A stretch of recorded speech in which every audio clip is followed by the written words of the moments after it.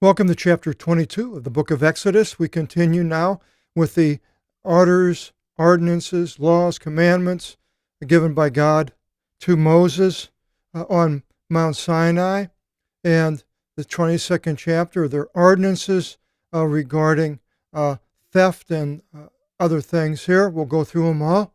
And it begins, and if any should steal, klepsy, and we have a kleptomaniac, comes from that, a calf or a sheep, and should slay it, or should sell it, he shall pay 5 calves for the calf, and 4 sheep for the sheep. So if you got a thief, he's caught, either he slew it and cut it up and started selling it and got caught, or if he took him someplace and tried to sell him, but he got caught, then he's got to pay 5 times for calves and 4 for sheep. So I suppose you'd say the calves are worth more.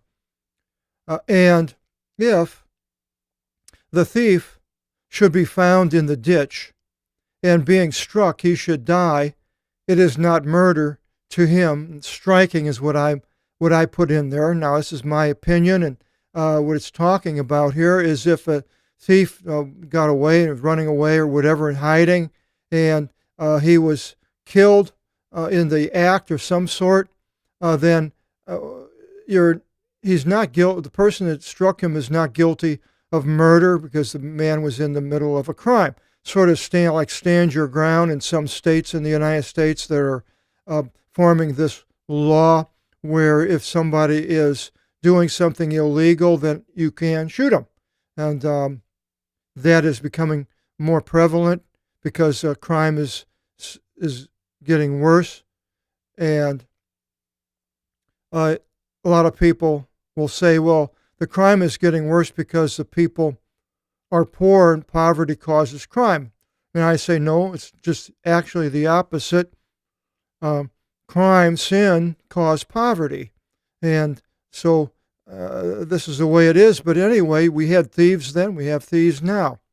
But then it continues and it says, but if the sun should rise upon him, now him I don't think is the one striking, but the thief, he is liable for, and I've changed this, he shall die for it, because I don't think it only appears this one place in the whole Bible, 22:3, and I looked in the dictionary, and it's not a very used word. In another place it had requital, so I'm thinking it's what he's saying, he is liable for requital, something to pay for it. And if there be no possessions to him, so if he doesn't have those 5 sheep or the 4 lambs, let him be sold for the theft. So he goes into a bondage for however long it would be, determined by the judiciary, I would suppose. And if anything should be left and should be found in his hand from the thief, from both a donkey and sheep, which may be living, he shall pay a double for it. Now, exactly what, if it's living, anything left. So I'm not exactly sure why this is saying that, because it already has the determination for those animals from both donkey and sheep, which may be living sheep. I don't know, maybe the first place it's talking about more of should sell it and it's dead. So if it's not dead, this is my guess, this is what it's talking about here. And if any should graze upon a field or a vineyard, now this isn't really theft of a person, this is more of a, I don't know what you'd call it, animal doing something it's not supposed to do, and the person not watching his cattle and sheep. And if any should graze upon a field, and that would be an animal, of course, or a high school student, shall graze upon the field. Grazing for an animal and having supper for a human being, except for young high school college men who they even call it grazing, I believe. And if any should graze upon a field or a vineyard, so an animal, and should let his cattle graze upon another field, he shall pay from out of his field according to his produce. So if you have a field and you have cattle, they get out and they go to another field and they eat it, then you pay that person that had that land for what the animals ate. But if, some of it, just whatever, but if all the field should be grazed upon, so it was there for quite a while, nobody realized it and everything was gone, he shall pay, that is the person that owns that cattle, he shall pay from his to best field and best vineyard, jumping around the numbers. So then they can go to his best field and vineyard and eat from that, graze on that. So you wouldn't want that to happen, so you would take care of your cattle, make sure they don't go somewhere. And if a fire going forth should find thorn bushes, and should set on fire a threshing floor, or ears of wheat, or a field, the one burning with the fire shall pay. And we have fires going on in the west, the United States, down in California, and an electric company was responsible. Now they're being sued for some type of a fire. And if any should give to his neighbor a silver or items to guard, that is money or something to watch it while he's going to be gone, and it should be stolen from out of the house of the man, that is the one who's guarding the things while the neighbor's away, if the one stealing should be found, he shall pay double. So the person caught paid double. But if the one stealing should not be found, the master of the house shall come forward before God, the one that was watching, and shall swear by an oath that assuredly he did not do wickedly regarding all that was in his deposit for the care of his neighbor. He didn't sell it or something like that, or give it away. According to every particular offense concerning both calf and beast of burden and sheep and garment, and every destruction of being accused, the one who then should be before God, that is taken to the tabernacle or the temple and so forth, a representative of God, when the judgment of both shall come, then the one convicted by God shall pay double to his neighbor. So whatever it is, you pay twice. And if any should give to the neighbor a beast of burden, or a calf, or sheep, or any cattle to guard, so they puts it in his, either in his pen or he leaves it in the pen where they were at, and the other person goes and looks and watches, make sure everything is okay, and it should break or come to an end, any of these animals, or become captive, and no one should know, somehow they're disappeared, somebody took them or whatever, then there shall be an oath of God between both, swearing that assuredly he had not done wickedly to partake altogether of the deposit put in his care by the neighbor, similar to the one before. And thus his owner shall favorably receive him, and he shall not pay. If it wasn't his fault, and the owner he did his best, then the owner would lose it. And if it be stolen from him, he shall pay to the owner of it. So if it was stolen, if he's not diligent, then he is to pay. But if it comes to an end some other way, sickness or whatever, cold, weather, and other animals killing it, well, here it is right here. And if it should be taken by wild beasts, he shall lead him to the game, and he shall not pay. So if a man had an ox, and it was killed by wolves, and then they go find the dead carcass, and he shows that it was killed by another beast, and so he doesn't have to pay. The one is taking care of it. And if anyone should ask, now I put to borrow because that's basically what it's talking about, asking from his neighbor of anything, and it should break or die or become captive, and the owner of it should not be with it, he shall pay. If you're taking things and putting them in if you're borrowing something from the neighbor and it disappears, and you shall pay for it. Now, when Jesus came, he says, if anybody borrows, don't ask for it in return. So Jesus, when he comes, definitely changes a lot of these laws in different ways. But if its owner should be with it, he shall not pay. So if the owner should be with it, he shall not pay. I'm not exactly sure, because if he's borrowing something, you wouldn't think from his neighbor. But if it goes back to the neighbor, that's the best I can. But if a hireling should be with it, it will be to him for wage. So if you're a shepherd watching the sheep, and Jesus talked about the hireling running away, but Jesus is the good shepherd, and the hireling, the misthletos, the one that's getting paid, if the hireling's there, then and it's gone, then he has to pay for it. He's responsible for the missing sheep. Now, ordinances of conduct. And if any should beguile a virgin not betrothed. Now, I don't think it's talking about rape here. It's just a woman that you meet and beguile her, and she's not betrothed to anybody, and should go to bed with her, and see, it's not rape, he shall endow her to himself as a wife with a dowry.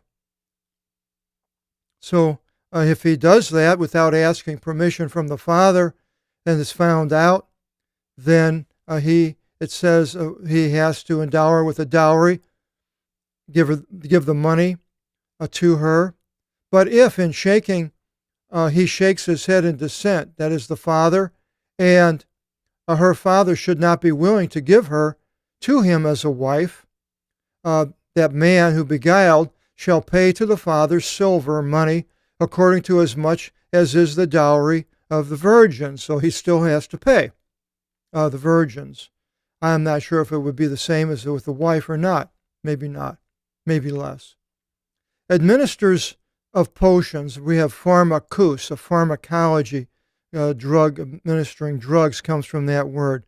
Administer of potions you shall not procure. To me, a potion is some mind-altering drug, pharmaceutical compound that causes a person to either alter their mind or to alter their actions because of this drug. Now, alcohol, is that a potion? Maybe. Marijuana? Yeah, probably, very much so. LSD, definitely. And now what about psychotic drugs? Well, I believe that the psychotic drugs, and I was a psychiatric technician, so I know a little bit about that. I was back in the 60s when they only had 2 or 3 drugs, and now they've got a whole. I went back to get my license back about 25 years later, because the hospital that I had originally gotten my degree from, the church that I went to 25 years later had a ministry going there on Sundays. And I went there and I figured, maybe I'll go back into this. And so I went back and they said, sure, all you have to do is take a pharmacology class. So, no problem. So I went to the junior college. The pharmacology book was this thick. It was like the white pages of the New York telephone book. And I went, oh my God, all of these potions or drugs. So I don't know about all that. I don't want to. I'm not a physician, so I don't want to give physicians, what's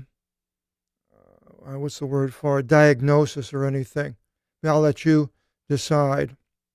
Everyone going to bed with a beast, bestiality, to death you shall kill them. Now, the beast and the person is what I'm guessing. A male or a female. The one sacrificing to gods, that is, shall be utterly destroyed, except to the Lord alone. You can sacrifice to the Lord, but not to other gods. That person is to be utterly destroyed, whatever that means. And you shall not maltreat a proselyton, a proselyte. A foreigner, yes, but somebody that's coming to become a Jew is more of closer to it, but could be just a foreigner. Nor should you afflict him, for you are foreigners in the land of Egypt. Somebody has come to live among you by his choice. Every widow and orphan you shall not maltreat. Orphanon is the Greek word, and it's transliterated into orphan in the English. You shall not maltreat. And if you should maltreat them, and crying out, they should yell to me, akui, acoustics or echo, in hearing, I shall listen to their yell, and I shall be provoked to anger with rage, and I will kill you by the sword, and your wives will be widows, and your children will be orphans. And if money, argyrion, silver basically, in this case here, Argentina comes from that Greek word, if money should be lent with interest to the brother destitute close to you, you shall not be coercing him. You shall not place interest upon him. So money should, and if money should be lent in interest, but then it says, you shall not place interest upon him. So kind of like the opposites there. Now, does that mean you do, or you could put interest on there, but you don't coerce him into paying it up? I'm not sure.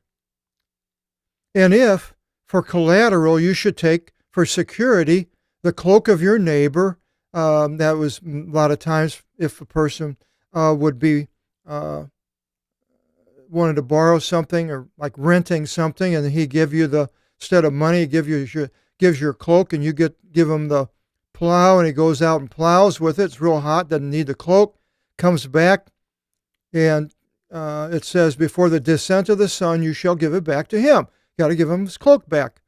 For this is his wraparound garment. This alone is his thing for indecency. In what manner shall he go to bed? He covers himself up. If then he should yell to me, I will listen to him, for I am merciful. Now, here's an interesting one. You shall not speak evil of magistrates or judges, but the word for that is theus, gods. Now, we know he's not talking about other gods because that's not in the equation. So what does it mean here? Why is it using, you shall not speak evil of theus? Theology is the Greek English derivative, and I use magistrates because that's what it's talking. You shall not speak evil of magistrates, and of rulers of your people you shall not speak wickedly. Well, we can go to find out in John 10. And the Jews answered to him, saying, concerning a good work we do not stone you, but concerning blasphemy, and that you, being a man, make yourself theon, God, the same word. And Jesus responded to them, was it not written in your law, I said you are gods? And that's in Psalms 82:6, but it's the same thing here. You are magistrates, but thei is the Greek word. If those, he said, of magistrates or gods, you could put magistrates there, to whom the word of God came, and the scripture is not able to be untied, the one whom the Father sanctified and sent into the world, me, you say that you blaspheme, for I said I am the Son of God. If I do not the works of my Father, then don't believe me. But if I do, and if you should not believe me, believe the works that you should know and should believe, that the Father is in me and I in him. And they sought again to lay hold of him, and he went forth from out of their midst. So that's where it comes from, this magistrates, gods. I wasn't quite sure how to handle that in the New Testament. Because the Pharisees took it literally as gods, and he uses the usage of the word in another way. Interesting. And then it continues in 29, you shall not be late of your first fruits of the threshing floor and wine vat. They're to give him the first fruits. Your firstborn son you shall give to me. So shall you do with your calf and your sheep and your beast of burden. 7 days it shall be under the mother, drinking the milk. but in the 8th day you shall give it back to me. Now, we also see that in the New Testament in Luke 2:21, and it says, and when the 8th day were fulfilled of the circumcising the child, that his name was called Jesus, the name being called by the angel before his being conceived in the belly. And when the days were fulfilled of her cleansing, according to the law of Moses here, they led him unto Jerusalem to render to the Lord, as it has been written in the law of the Lord, that every male opening wide the womb shall be called holy to the Lord, and to give a sacrifice according to the thing being said in the law of the Lord, a pair of turtle doves or 2 young pigeons. So Jesus was the first fruit of Mary. And you shall be holy men to me, sanctified, and meats in the field taken by wild beasts as carrion, it's been killed, died somehow, you shall not eat, throw it away to the dogs. These laws God gave, and a lot of them apply today in certain ways. This was one of the richest judicial writings that I know of. I don't know of any that was older than this, a judicial writing. There was Hammurabi's Code, but I don't think it was anywhere as close to being in detail as this is, and it's still around 3,500 years later. Next chapter, chapter 23, judicial conduct. I hope you will join us in chapter 23. Until then, God bless.